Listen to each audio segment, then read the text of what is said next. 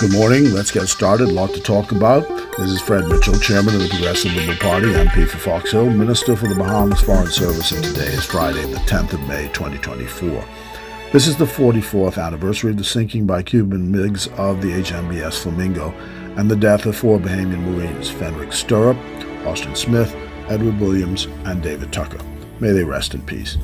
It was our first engagement in war for the then 6-week-old Defense Force back in 1980. It was also a lesson to a young country then 7 years old on the value of international relations. The Cubans apologized for the error, paid compensation, and today, while we remember, we are still good neighbors.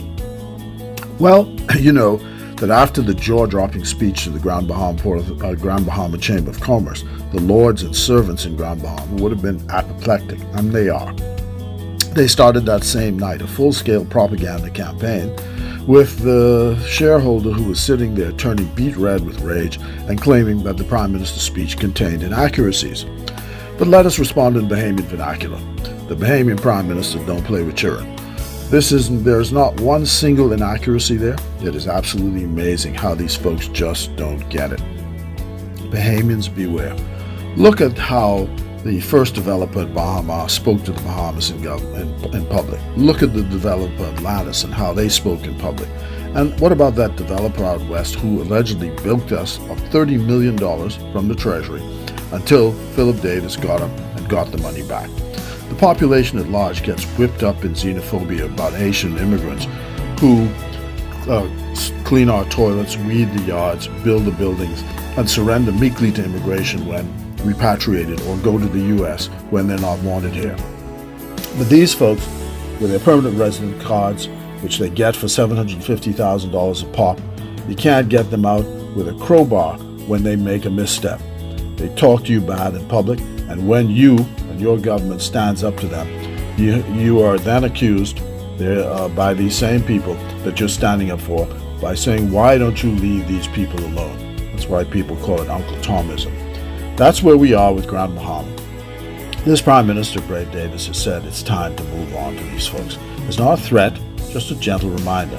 After Pindling's bend or break speech in 1969, he went to London and amended the Constitution with the consent of the British to make sure that all power given to the Grand Bahama Port Authority was taken back into the hands of the government. And we're sovereign. We don't have to do that anymore. And these folks should understand what options are available and that what remedies for them would be in contract and in damages. But we're not there yet. Hubert Ingraham, when he was Prime Minister, it is alleged, pulled up to one of the chairs of the public corporations who was refusing to resign after the change of government. He rolled down the window in the public road and said to the fellow, look, I need you to send me that thing. So Prime Minister Davis is doing the same thing to the Grand Bahama Port Authority. Roll down the window and saying to them, we need you to give us that thing. Finally, there's a disturbing video of an immigration officer apparently abusing an immigrant. I've asked the Director of Immigration to investigate. God bless you. God bless the Commonwealth of the Bahamas. And forward ever, backward never in Freeport. PLP all the way.